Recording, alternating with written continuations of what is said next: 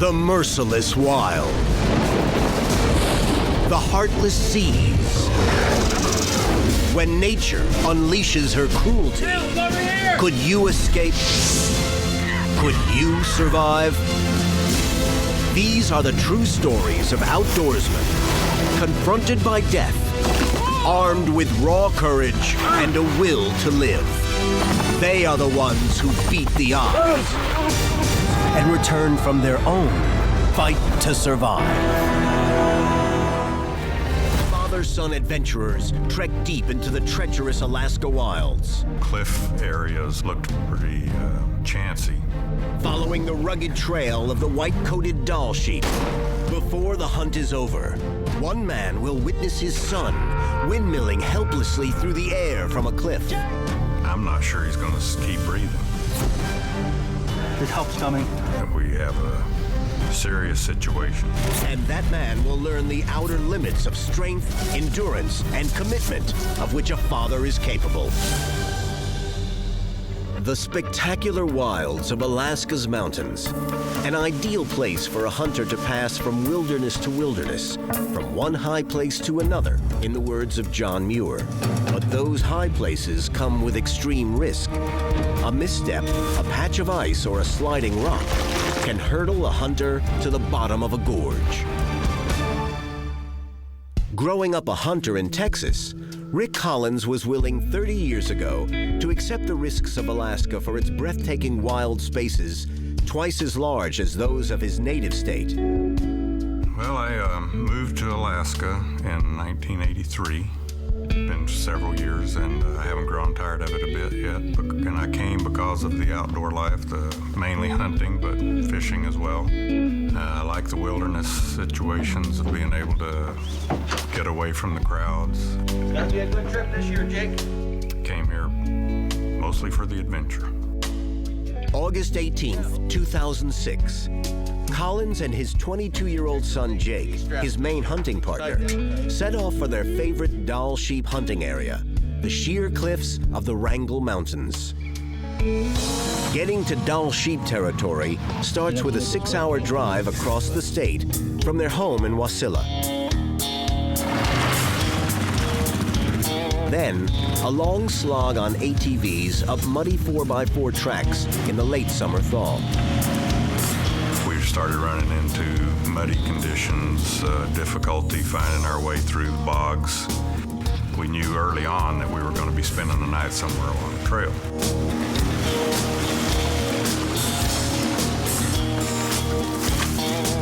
That ought to do, Jake. You got them covered up. When they have to leave their ATVs, they conceal them to prevent bears from destroying them. Yeah, the frame of mind at this point is things are going well. We were confident, and our confidence was growing that we were going to be able to find sheep. A couple of hours after daylight, which here can come at 2 or 3 in the morning, the two are out of their spike camp and beginning to see sheep, and to find a place to set up their spotting scope to glass the far slopes and ridges. Oh yeah, there's one. We did convince ourselves that there were some legal rams in the group, although fairly high up the mountain. The two spot sheep, but not the trophies they're hoping for. But young Jake is ready to settle for something that at least qualifies as a legal ram and wants to strike out after one. And Collins reasons that he might as well. So I said, well, it's getting late enough in the day now that where those sheep were, I'm sure I can't make it up there and back by dark. So if you want to go get one of those sheep, I'll stay behind down here by the creek and just monitor you through the spotting scope as you go up. Collins glasses son Jake with his spotting scope as the young man makes the steep climb to get in range of sheep. Collins is confident in his son's abilities, but wants to keep him in sight just in case. And we can tell from the valley floor that the cliff areas along this bottom of this ridge, trying to get up out of the bowl, looked pretty substantial, pretty chancy, but of course, from that far away, no real clear indication of how steep they were. And then once he started the climb, I could tell from the way he was having to use both hands, make a few backtracks and try different routes going up, that it was a little more steep country than I had anticipated it was. So I could tell that was pretty tough stuff to get up through, and I was glad I wasn't having to get up through it. As Collins watches, Jake seems to have spotted something out of Collins's line of sight, and it looks like he might be moving into position for a shot. I saw him stop. I saw him look over that direction, and I couldn't see any animals over there, but then he started making his way over to that edge of the ridge, and then I saw him getting his gun ready, so I figured there were obviously some sheep over there that looked more attractive to him than the ones we'd seen before, and then eventually he took a shot. When he shot, I saw a sheep appear falling off further to the left across that gorge, and so I knew he had gotten a sheep. I saw him stand up and hold his arms over his head like, yeah, he got one. Woo! I got it! It's been a successful hunt for Jake, but the full celebration will have to wait until he finds a way down to the ram and then packs it out. Alaska's strict hunting regulations require that all edible meat must be retrieved from the field for human consumption. Then he started walking up and down the edge of this cliffs area from this ridge, looking for a way down. Collins grows uneasy as he watches his son trying to find a safe way down the treacherous chutes of the gorge to the sheep. Yeah, I started getting worried about it because I could see that there was no clear way down for him. I thought he might be considering doing something pretty drastic. And then I see him squat down and obviously take a posture like he's going to jump. So then I'm really getting worried. Then I see him turn around and face the mountain and grab the ledge.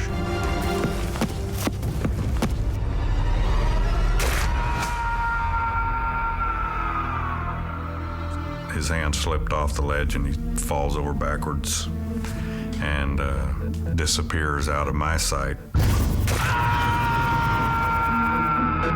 The realization came rather sudden that we have a serious situation. I don't know how serious, but I have to get to him. Jake Collins has fallen, and now his father must draw on a lifetime of outdoor experience and the sheer power of his will to save his son.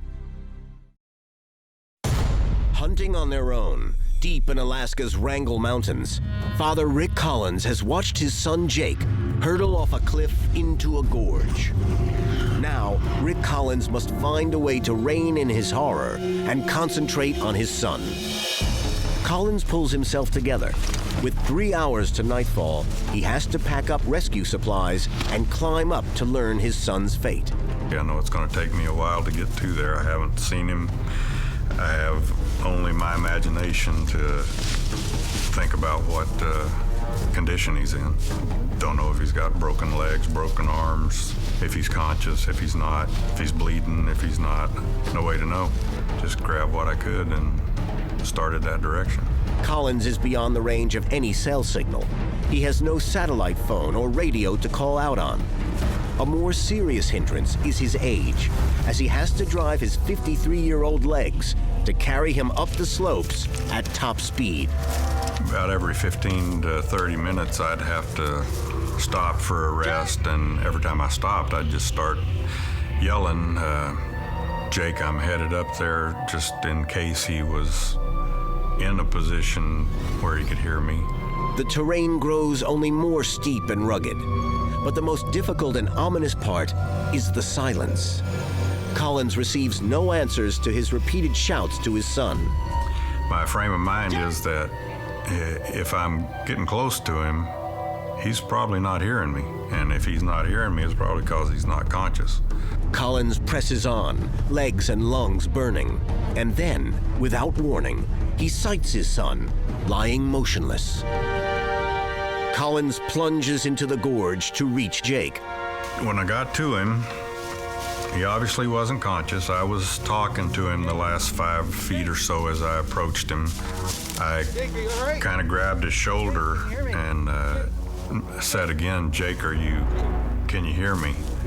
And his eyes opened, and he kind of looked up at me, but I could tell there was just a blank stare, no recognition in his eyes, and he just closed his eyes and went back to complete unresponsiveness. Rick does a quick exam and doesn't feel any broken bones, but Jake's head is full of cuts. Jake, can you talk to me? Collins considers trying to carry Jake out, but knows that's impossible in this terrain. My next option is, am I going to go to camp to go down there and come back? I know it's going to take me 2 hours at very minimum because it took me an hour to get to him. I don't think that's a good idea because I'm not sure he's going to keep breathing any length of time, much less for 2 hours. So I decide that, okay, I'm just going to stay with him with what I have. And what he has is some parachute cloth to make an emergency shelter for his son and him. So I had this with me that I knew I could cover us up with. I felt like he was off the rocks well enough that it was a good way for us to spend that first night and me to make sure he keeps breathing. Collins beds down for the night beside Jake under the parachute cloth, sharing his body warmth and making sure his unconscious son continues breathing. Collins has to fight the gusting frigid wind all night, but in the late hours, things take an even more chilling turn. Then sometime after midnight, he started having seizures where he would start to stiffen up, and he would even start to kick his legs up. They would only last about a minute and then go for anywhere from 15 minutes to a half hour before he would have another one, and that continued for a couple hours. I'd say by 3 to 4 in the morning, those had stopped. Sleep is impossible for Collins as he monitors Jake's condition, and lying beside his son, he searches through the rescue options. So I'm just thinking back and forth whether I'm going to leave him in the morning or whether I'm going to stay. To some point when I know I have to leave, he hadn't stopped breathing throughout the night, so that's further confirming to me that as soon as it gets daylight, I'm going to need to cover him up as best I can and go find help, because nobody's going to find us where we are. Rick builds a rock wall to protect Jake from tumbling debris and covers his eyes to shield against scavenger birds. Collins has done all he can. Now he must abandon his son, even if only temporarily, Jake, if Jake's life is to be saved.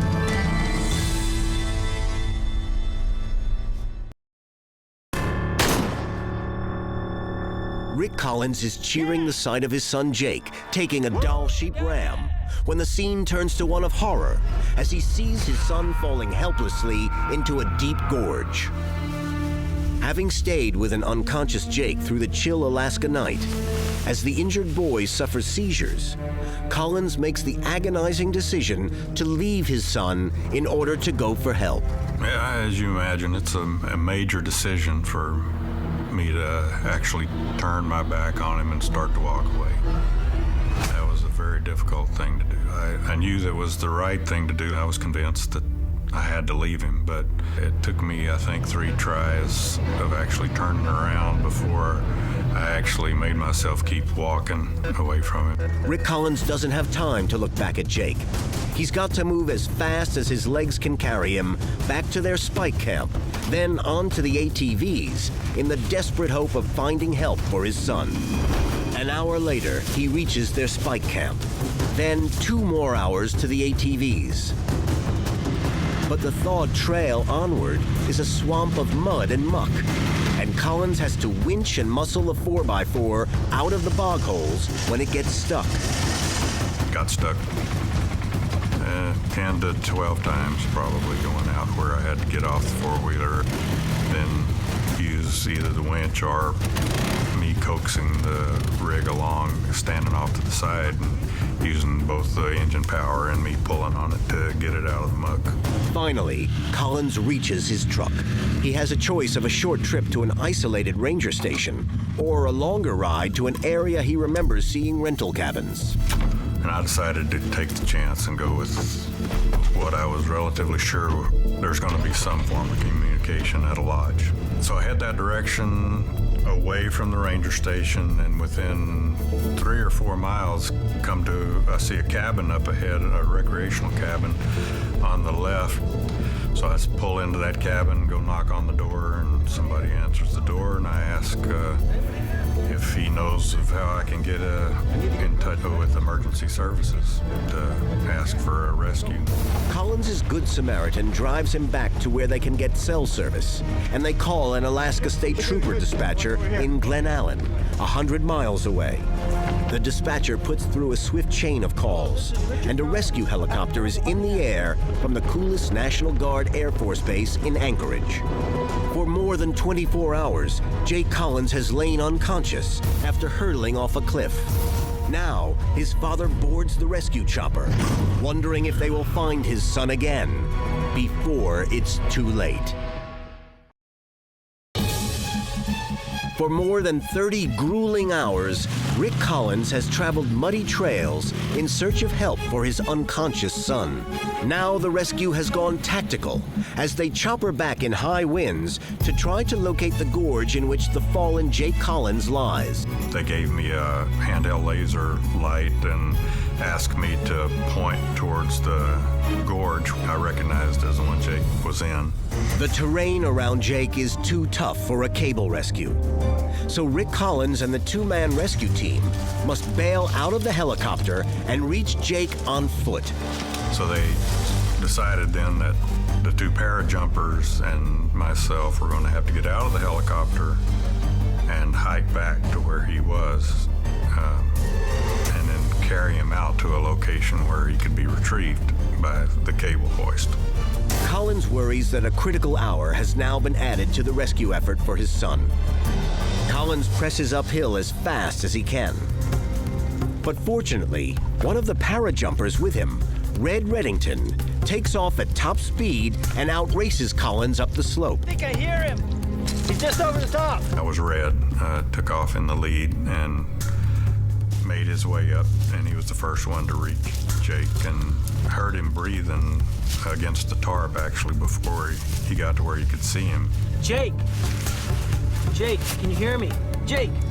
So I probably got up to him 15 minutes or so after he got to him, and he was still in the process of getting the tarp ripped away and evaluating his condition when we got there. But, well, I know he's still alive then, so that was a real relief to hear that he was alive. And as I got up there, I just sat down by Jake as they worked on him and told him I was glad he hung on.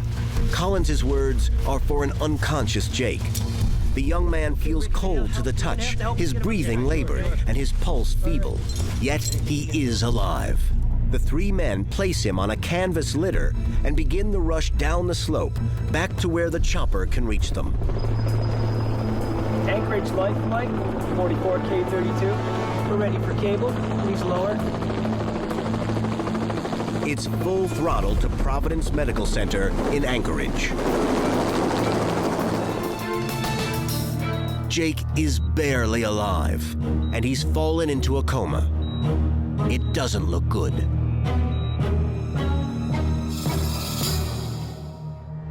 But then, 20 days after Jake Collins' fall, a miracle. He wakes up, opens his eyes, and speaks two words: hello and mom. I didn't know I was in the hospital. I didn't know where I was. And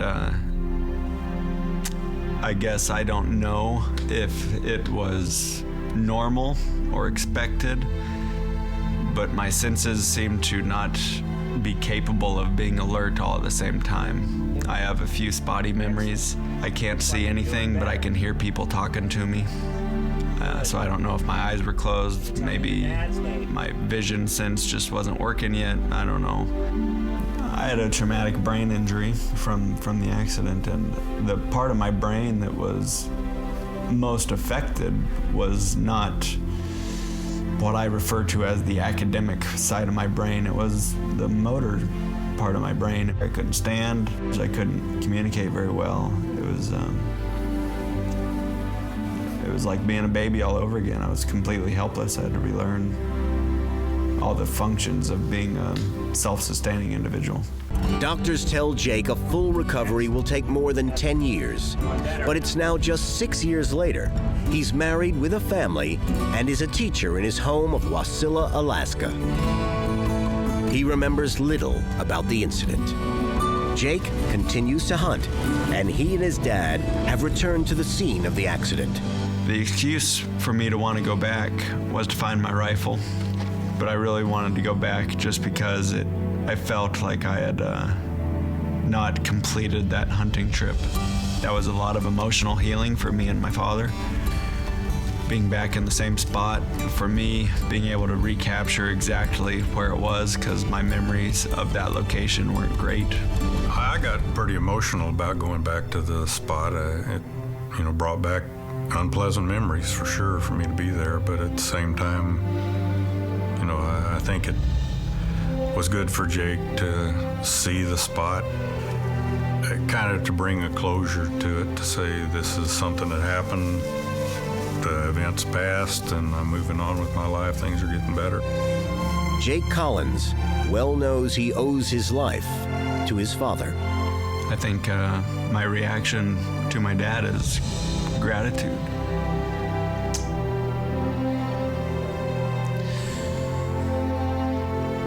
I think I'm